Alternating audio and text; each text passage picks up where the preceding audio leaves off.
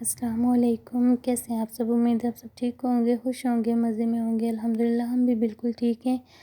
آج ہمارے مدرسہ کی طرف سے، یوتھ کلب کی طرف سے ایک ایونٹ آرگنائز کیا گیا تھا، جو ہماری میم نے مینیج بھی کیا تھا، اور اس کو یوتھ کلب کے جو اسپیکرس تھے ان کو بلوایا تھا انہوں نے۔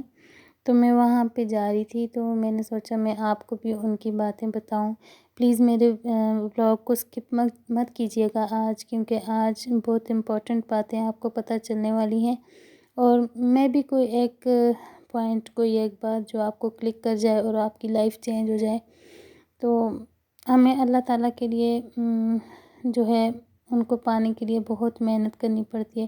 ہم دنیاوی کاموں میں مصروف رہتے ہیں، اپنی زندگی ایسے گزارے ہیں جیسے بس اس کے بعد کچھ نہیں ہونا، لیکن اصل زندگی تو مرنے کے بعد شروع ہونی ہے۔ تو پلیز آج اس زندگی کے بارے میں تھوڑا سا سوچیے گا، اور دیکھیے گا، کوشش کیجیے گا کہ آپ ان کی تمام باتیں غور سے سن سکیں۔ میں نے ولاگ کو فاسٹ فارورڈ کر کے چلایا ہے تاکہ آپ بور بھی نہ ہوں، اور آپ کو سمجھ بھی آتی رہے کہ وہ اسپیکرز کیا بول رہے ہیں۔ آج میں آپ سے شیئر کر رہی ہوں سر محسن چیمہ کی باتیں، اور کل کے ولاگ میں آپ سے شیئر کروں گی سر طلحہ ابن جلیل کی باتیں۔ آج میں دونوں کی نہیں شیئر کر رہی کیونکہ ولاگ بہت لمبا ہو جانا تھا۔ اب اس سے آگے میں نہیں بولوں گی، آپ یہ ولاگ دیکھیے اور اس سے موٹیویشن لیجئے، اور اپنی زندگی میں کوئی ایک ایسا پوائنٹ پکڑیے جس سے آپ اللہ کے قریب ہو سکیں۔ تو چلیے بسم اللہ کرتے ہیں۔ اسلام آباد کی گود میں یوتھ کلب کو دیکھا، ایک ایسا ادارہ جس نے ملک بھر کو ہلا کر رکھ دیا، خیر کے اس پیغام کو اسکولوں، کالجوں اور یونیورسٹیوں میں جا پہنچایا، اور نوجوانوں کو ایک نئی امید، ایک نئی روشنی کی طرف راہ دکھائی۔ ڈپریشن کے مارے ہوں یا نشے کے عادی، فحاشی اور بے حیائی کے سمندر میں ڈوبے ہوئے ہوں، یا بے مقصد زندگی اور لادینیت کے جال میں پھنسے ہوئے جوان، سب کو ایک نئی راہ پر گامزن کیا۔ قرآن کی راہ، سنت رسول صلی اللہ علیہ وسلم کی راہ، ورکشاپس، لیکچرز، کلاسز، گیمز اور سینکڑوں ایسی سرگرمیاں۔ آمين والصلاة والسلام على أشرف الأنبياء والمرسلين أما بعد فأعوذ بالله من الشيطان الرجيم بسم الله الرحمن الرحيم رب اشرح لي صدري ويسر لي أمري واحلل عقدة من لساني يفقهوا قولي آمين يا رب العالمين۔ آپ سے کون کون یوتھ کلب کو آلریڈی جانتا ہے پہلے سے؟ ماشاء اللہ میں نے بھرپور سب لے جاتے ہیں بھائیوں میں کون کون جانتا ہے یوتھ کو؟ ٹھیک ہے جی، اس کو ادھر لے آتے ہیں۔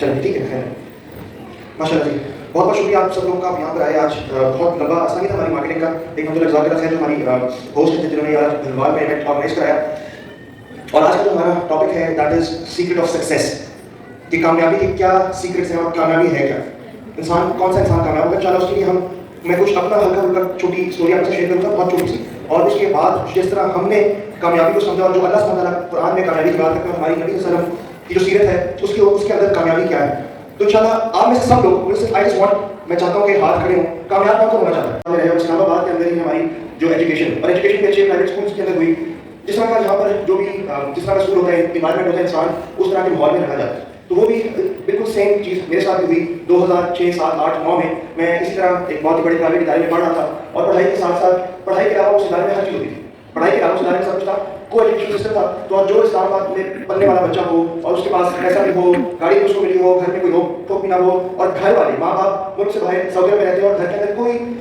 چیک اینڈ بیلنس نہیں، تو آپ سوچ سکتے ہیں، سمجھ سکتے ہیں کہ ایک ینگ لڑکے کی کیا لائف ہوگی۔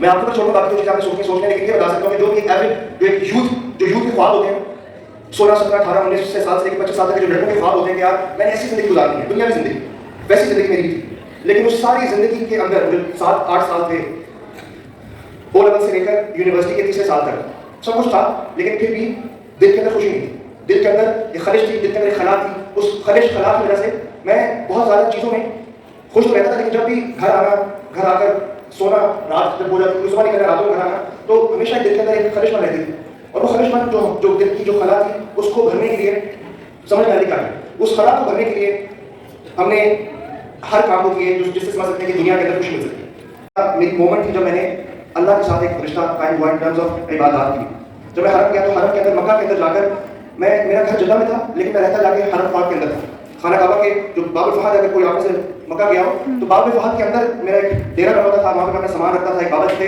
وہ میرے سامان کا خیال رکھتے تھے اور میں وہیں پر 4-5-6 دن گزارنا اور عبادت کرنا, تو بڑی خوشی ملی. لیکن جب میں 2-2.5 مہینے گزار کر دوبارہ واپس گھر آیا, اسلام آباد آیا, وہی یونیورسٹی لائف, وہی دوست, وہی غلط کمپنی, وہی صبح سے لے کے شام تک اللہ کی نافرمانی, اور پھر انسان دوبارہ اس ریٹ ریس کے اندر لگ جانا, اور پھر اندر سے ڈپریشن, انزائٹی.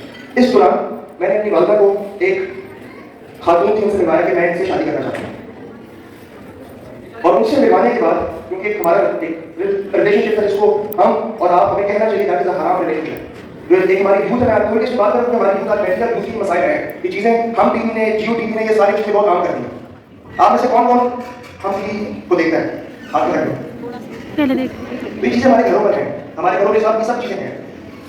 تو میں نے جب والدہ کو بتایا تو والدہ نے جب اوکے کر دیا کہ ٹھیک ہے, اس کے کچھ ہی مہینوں بعد وہاں سے مجھے ایسا گمبھیر قسم کا ڈینجرس قسم کا دھوکا ہوا کہ مجھے پھر لائف سمجھ لگی کہ جون سے کام میں سمجھتا تھا کہ حلال ہیں, وہ کام کرنے کے بعد اللہ سبحانہ وتعالیٰ کس طرح آپ کو ریالٹی چیک دیتے ہیں. وہ کہتے ہیں don't start haram relationship hoping that will get halal one day. کبھی بھی حرام کی طرف نہ جاؤ یہ سوچنے میں کہ ایک دن یہ حلال ہو جائے, کیونکہ قرآن کی آیت ہے وما اصابکم من مصیبۃ فبما کسبت ایدیکم ویعفو عن کثیر. آپ کی زندگی میں چون سی مشکلات آ رہی ہیں, چون سی مشکلات آ رہی ہیں, وہ میرے اور آپ کے گناہوں کی وجہ سے. اللہ سبحانہ وتعالیٰ کو معاف کرنے والا ہے. وما اصابکم من مصیبۃ فبما کسبت ایدیکم ویعفو عن کثیر. اللہ تو کثرت سے معاف کرنے والا ہے. لیکن میں اور آپ جو گناہ کرتے ہیں نا, آج کا ٹاپک ہے secrets of success. Success should be proportionate to happiness. اگر آپ کامیاب ہیں نا تو آپ کی زندگی میں خوشی آنی چاہیے, پھر مزہ ہے کامیابی کا, پھر آپ کامیاب ہیں. اگر آپ کی زندگی میں کامیابی ہے, کروڑ پتی ہیں اور آپ خوش نہیں ہیں, یہ کیسے ہو سکتا ہے؟ کیا کھلا تضاد نہیں؟ کھلا تضاد. نبی پاک صلی اللہ علیہ وسلم کی زندگی میں سب سے زیادہ مشکلات ہیں, اور مشکلات آنے کے باوجود کیا کہتے تھے بلال کو, ارے بلال اذان دو, ہمارے دلوں کو سکون ملے. نبی پاک دلوں کا سکون اللہ کی ذکر میں پاتے تھے. یا ایھا الذین آمنوا استعینوا بالصبر والصلاۃ. اے ایمان والو اللہ کی مدد حاصل کرو صبر کے ساتھ اور نماز کے ساتھ. یہ میں نہیں کہہ رہا, یہ اللہ کا قرآن کہہ رہا ہے, اللہ کو کہہ رہے ہیں. تو بھائی تم لوگ کہاں مدد حاصل کرتے ہو, تم کہاں کہاں ٹھوکرے کھاتے ہو؟ اللہ کہتے ہیں کہ صبر کرو, صبر کرو. ایک مومن ان دو کیفیت سے باہر نہیں رہ سکتا. زندگی میں مشکلات ہیں, اور سب کی زندگی میں مشکلات ہیں, سب کی زندگی میں مشکلات ہیں. کوئی صاحب اولاد نہیں تو کسی کے پاس مال نہیں, کسی کے پاس مال ہے تو صاحب اولاد نہیں, ہر کسی کی مشکلات ہے. میرے پاس حدیث ہے کہ اس مومن دو کیفیت سے باہر نہیں رہ سکتا. زندگی میں مشکلات ہیں تو کیا کرے؟ صبر کرے, اور صبر کرے گا تو اللہ تعالیٰ اس کی مدد کریں گے. اور زندگی میں جب اللہ عطا کر دے تو کیا کرے؟ شکر کرے. جب شکر کرے گا لئن شکرتم لأزیدنکم. اللہ کہتے ہیں میرا شکر ادا کرو میں تمہیں اور دوں گا. تم شکر تو ادا کرو تمہیں اور دوں گا, میں تمہیں اور نواز دوں گا. اور شکر کا اپوزٹ کیا ہے؟ شکر کا اپوزٹ کفر, ناشکری, کفر. اللہ کہتے ہیں میں اس کی زندگی مشکلات سے کر دوں گا, میں اس کی زندگی مشکلات سے کر دوں گا. مجھے اور آپ کو چاہیے جس رب کی ذات نے یہ خوشی بنائی, یہ دنیا بنائی, مجھے اور آپ کو چاہیے کہ ہم بھی اس کی طرف رجوع کریں. اور جب ہم رجوع کریں گے اللہ تعالیٰ ہمیں کیا دے گا؟ اللہ تعالیٰ تو بہت نوازتا ہے, اللہ تو بے نیاز ہے. اللہ تعالیٰ سورۃ العراف میں کیا کہتے ہیں؟ وَمَن يَتَّقِ اللَّهَ يَجْعَل لَهُ مَخْرَجًا. اللہ کہتے ہیں تم تقویٰ اختیار کرو. تقویٰ کیا ہے؟ تم سیدھے میں چلو. تقویٰ کیا ہے؟ اللہ کے ڈر سے گناہوں کو بچنا. اللہ کا ڈر, پرہیز کرنا. تقویٰ کیا ہے؟ یہ وائس بتائیں یار, اللہ سے ڈرنا. تقویٰ کی جو سمپل ڈیفینیشن ہے, تقویٰ گناہوں سے بچنا, گناہوں سے بچنا اور نیکیاں کرنا, یہ تقویٰ ہے. قرآن میں اللہ تقویٰ بے شمار مرتبہ استعمال کیا. نیکیاں کرنا اور گناہوں سے بچانا تقویٰ ہے. جون سا شخص, جون سی بہن, جون سا بھائی اس دور کے اندر گناہوں سے بچتا ہے اور نیکیاں کرتا ہے, تقوی والا ہے, وہ اس کا ایمان و شرک. اور آج میں انشاءاللہ آپ کے سامنے سوال رکھوں گا, آپ کو سوال سمجھیں گے, اس کے اوپر امپلیمنٹیشن کریں گے انشاءاللہ. اللہ کی توفیق سے زندگی آپ بدلے گی انشاءاللہ. سب سے پہلا سوال کہ آپ اس دنیا میں کیوں ہیں؟ Why are you here in this world? Why are you here? آپ نے کیوں ہیں؟ دوسرا سوال آپ نے اس کے بعد جانا کہا, یہ آپ کی زندگی کے دو سب سے امپورٹنٹ سوال. یہ سوال ہو سکتا ہے پہلے آپ نے سنے ہو, لیکن اس کے اوپر کنٹمپلیٹ کریں, سوچیں اس کے اوپر. آپ اس دنیا میں کیوں بھیجے گئے؟ اللہ سبحانہ اس کا جواب دیتے ہیں.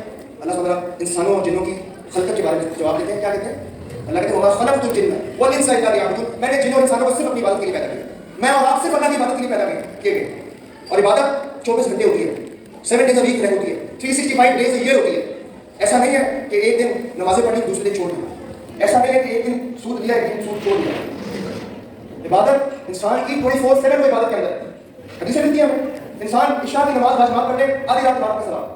فجر کی نماز باجماعت پڑھ لے, آدھی رات رات کا ثواب. دونوں نمازیں باجماعت پڑھ لے, پوری رات رات کا ثواب. آپ کا اپنے گھر سے نکلنا حلال رزق کمانے کے لیے، اس نیت سے نکلے کہ حلال رزق تمہارے جان کے بچوں کے لیے، اپنے گھر والوں کے لیے، واللہ العظیم ان کی بات میں لکھا جائے گا. 5 وقت نماز اللہ سبحانہ وتعالیٰ ہمیں روز بلاتے ہیں، حی علی الفلاح، آؤ کامیابی کی طرف آؤ، آؤ خوشی کی طرف آؤ، آؤ ہیپینس کی طرف آؤ. ہم وہ سمجھتے ہیں کہ یار یہ تو روز ہے 5 وقت ہے، اس سے کیا خوشی ملے گی، اس سے کیا کامیابی ملے گی. اللہ سبحانہ وتعالیٰ کہتے ہیں حی علی الفلاح. ہم نماز کو ایسے چھوڑتے ہیں جیسے کوئی کام ہے ہی نہیں. اور نماز ہماری کیسی ہے؟ نماز ہماری سب سے کمزور ہے. قسم باللہ سب سے امپورٹنٹ چیز، سب سے امپورٹنٹ عبادت آپ کی نماز ہے. کلمہ کے بعد سب سے امپورٹنٹ عبادت آپ کی نماز ہے. کوئی ایسی بات بتائیں جو آپ روز کرتے ہیں اور 5 وقت کرتے ہیں، ہے کوئی ایسی عبادت بتائیں؟ روزے بھی سال نہیں کھاتے ہیں، ہر بھی جب اسٹارٹ ہوتا ہے 5 وقت نماز. اللہ سبحانہ وتعالیٰ کہتے ہیں، اللہ سبحانہ وتعالیٰ یہ اس کو سمجھیں، اللہ نہیں چاہتے کہ میرا بندہ مجھ سے دور جائے، میرا بندہ میرے ذکر سے غافل ہو جائے، اللہ نہیں چاہتے. اللہ چاہتے ہیں کہ جب بھی میرا اٹھے تو نماز کے ساتھ، فجر کی اپنے کام کی پیٹ کرو تو ظہر، پھر عصر، پھر اپنے دن کا اختتام کرے عشاء کے ساتھ، اس کے بعد سو جائے. اللہ یہ چاہتے ہیں. آپ کو ایگزامپل دیتا ہوں کہ اس دروازے کی چابی ہے اور چابی کے دانت ہوتے ہیں، اور 5 دانت اور چابی کے 5 میں سے 2 خراب ہے، دروازہ کھولے گا کبھی بھی نہیں کھولے. اسی طرح آپ کی جنت کی جو چابی ہے وہ نماز ہے. ان الصلاۃ تنہی عن الفحشاء والمنکر، نماز آپ کو ہر فحش ہر برائی سے روکے گی، اور آپ کو ہر برائی نماز سے روکے گی. انسان کی زندگی برائی اور گناہ پہ ہو آپ کو نماز سے روکے گی. اللہ سبحانہ نے کیوں کہا کہ الذین آمنوا استعینوا بالصبر والصلاۃ، مدد حاصل کرو صبر کے ساتھ نماز کے ساتھ. میرے بھائیوں میری بہنوں، نماز میں آپ کو ایک اچھا سبق سکھاتے ہیں.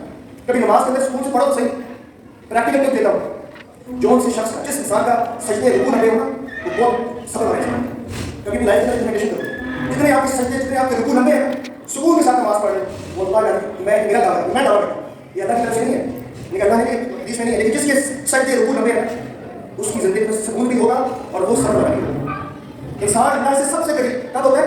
سجدے کی حالت میں. اور ہمارے سجدے کے چھوٹے چھوٹے یہ ہمارے سجدے وضو کرنے سے. نبی صلی اللہ علیہ وسلم کی حدیث صحابہ کرام کو بتا رہے مفہوم ہے، صحابہ کرام کو سمجھا رہے کہ سوچیں کہ امیجن کریں کہ آپ کے گھر کے باہر دریا بہتا ہو اور اس دریا کے اندر آپ روز 5 وقت نہائیں، کہ کیا آپ کے جسم کے اوپر میل رہے گی؟ میرے آپ کے جسم کے اوپر کبھی بھی میل رہے گی. اسی طرح میرے آپ کے لائف میں گناہ رہے گی جب تک ہم نماز پڑھتے رہیں گے. انسان نماز کے لیے کھڑا ہوتا ہے، رکوع اور سجدے کے لیے جاتا ہے، اللہ سبحانہ وتعالیٰ اس کے حدیث اللہ سبحانہ وتعالیٰ اس کے گناہ اس کے کندھے اس کے اوپر رکھتے ہیں. رکوع اور سجود کے لیے جاتا ہے، اللہ اس کے گناہ جھاڑ دیتے ہیں، معاف کر دیتے ہیں. نبی صلی اللہ علیہ وسلم کی حدیث قدسی ہے، سورہ فاتحہ اللہ سبحانہ وتعالیٰ نے 2 حصوں میں ڈیوائڈ کی ہے. یہ ساری باتیں آپ نے نماز پڑھتے سوچنی ہے انشاءاللہ، تبھی آپ کی نماز اسٹرانگ ہوگی، تبھی آپ ہم سب شیطان کو بیٹ کر پائیں گے. ادروائز آپ چپ کرتے رہیں گے نماز میں. سورہ فاتحہ 2 حصوں میں ڈیوائڈ کیا اللہ سبحانہ وتعالیٰ نے. حدیث پڑھی ہے نا آپ نے؟ بندہ کہتا ہے الحمدللہ رب العالمین، اللہ سے الحمدللہ کہتے ہیں. اللہ کہتے ہیں میرے بندے نے میری حمد کی ہے. اس کو کہتے ہیں بندے نے میری حمد کی ہے. اس میں ایگزامپل دیتا ہوں. ہماری نماز میں ٹوٹی نمازیں ہیں. امیجن کریں آپ کو چھوٹا بچہ ہو اور وہ ڈرائنگ کرتا ہے، بڑی خوبصورت اپنی طرف سے بڑی خوبصورت سی ڈرائنگ کر رہا ہے اور آپ کو دکھاتا ہے یہ بابا دیکھو میں نے نماز کی میں نے ڈرائنگ کرائی. تو ماں باپ کیا کہتے ہیں؟ پہنتے تو نہیں، اس کی ڈرائنگ بڑی بری سی ڈرائنگ کرائی، لیکن وہ ڈرائنگ لیتے ہیں دیکھتے ہیں کہ واہ اور دیکھ کے تمہارے کرتے ہیں اپنے فریش میں لگا دیتے ہیں یہ دیکھو یار میرے بچے نے بنائی. انسان کہتے ہیں الحمدللہ رب العالمین، اللہ کہتے ہیں حمدنی عبدی، میرے بندے نے میری حمد کی. اللہ تعالیٰ رپلائی کرتے ہیں ہر انسان کو رپلائی کرتے ہیں. اور الرحمن الرحیم مالک یوم الدین، پھر انسان کہتا ہے ایاک نعبد و ایاک نستعین، وہ اللہ ہم صرف تیری عبادت کرتے ہیں. اللہ ہم کسی کے ساتھ شریک آپ کو شریک نہیں کرتے، کسی کے ساتھ کسی مرے کے ساتھ نہیں مانگتے، کسی سے نہیں مانگتے، ہم صرف تیرے سے مانگتے ہیں.